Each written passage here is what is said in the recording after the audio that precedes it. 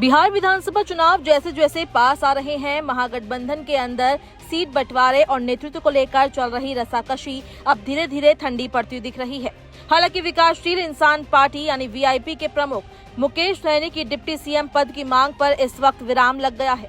महागठबंधन के शीर्ष नेताओं ने संकेत दिया है कि इस मुद्दे पर कोई भी अंतिम फैसला चुनाव परिणाम आने के बाद विधायक दल की बैठक में ही किया जाएगा। मुकेश सहनी लंबे समय से महागठबंधन में अधिक सीटों और सत्ता में हिस्सेदारी की मांग उठा रहे हैं।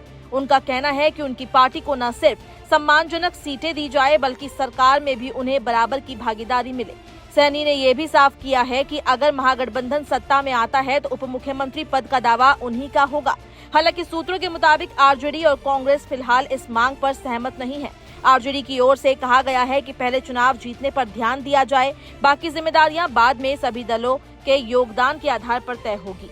राजनीतिक विश्लेषकों की माने तो सहनी की ये मांग भले ही समय से पहले लगती हो, लेकिन इसका उद्देश्य अपने सामाजिक और राजनीतिक आधार को मजबूत दिखाना है। वे खुद को मछुआरा समाज का प्रमुख प्रतिनिधि मानते हैं और इसी वोट बैंक के दम पर अपनी राजनीतिक ताकत साबित करने की कोशिश कर रहे हैं। साल 2020 में जब वे एनडीए के साथ थे तब उन्होंने कुछ क्षेत्रों में अच्छा प्रदर्शन किया था, लेकिन साल 2022 में गठबंधन से अलग होने के बाद उनका प्रभाव थोड़ा कम हुआ। अब वे महागठबंधन के अंदर फिर से एक निर्णायक चेहरा बनने की कोशिश में हैं। महागठबंधन के भीतर सीटों पर सहमति बनने के बाद अब प्रचार रणनीति को अंतिम रूप देने की कवायद तेज हो गई है। तेजस्वी यादव लगातार सभी घटक दलों के नेताओं से संवाद में हैं। वहीं कांग्रेस भी अपने 60 उम्मीदवारों की सूची को जल्द अंतिम रूप देने की तैयारी में है। माना जा रहा है कि इस बार मुकेश सहनी की पार्टी वीआईपी को 15 से 16 सीटें मिल सकती है। सूत्रों के मुताबिक महागठबंधन अभी किसी बड़े विवाद से बचना चाहता है, इसलिए उप मुख्यमंत्री जैसे संवेदनशील पद को लेकर फिलहाल कोई औपचारिक घोषणा नहीं की जा रही। महागठबंधन के एक वरिष्ठ नेता कहते हैं कि हम सत्ता में आने से पहले नहीं, जीत के बाद तय करेंगे कि कौन कहां रहेगा।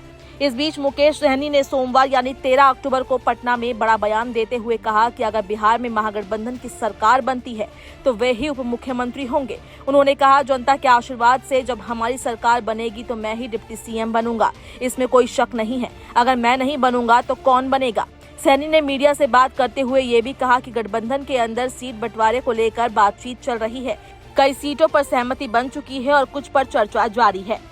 उन्होंने ये भी दोहराया कि सभी दलों को एकजुट रहना चाहिए, क्योंकि अगर कोई गठबंधन से बाहर जाता है तो उसका राजनीतिक भविष्य समाप्त हो जाएगा।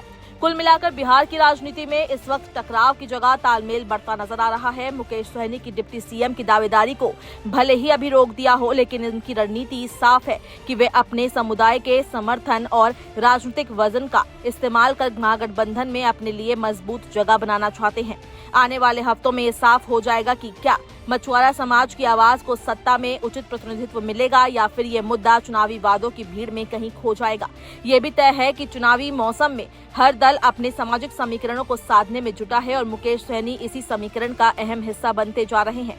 महागठबंधन के भीतर उनका रोल कितना बड़ा होगा ये तो नतीजे आने के बाद ही तय होगा, लेकिन फिलहाल उन्होंने ये जरूर दिखा दिया कि बिहार की राजनीति में उनकी मौजूदगी को नजरअंदाज करना आसान नहीं होगा।